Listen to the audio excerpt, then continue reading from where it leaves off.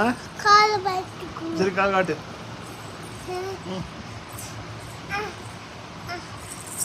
படுக்கவா?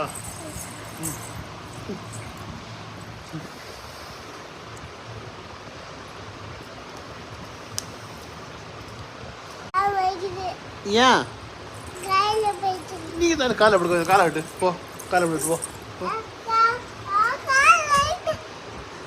அப்புறம் எடுத்து காலை படுக்க போ. கயிறை படுத்துக்கவா?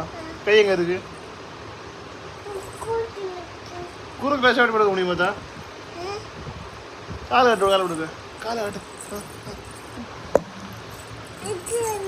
போ சண்டை போ, நான் போட்டு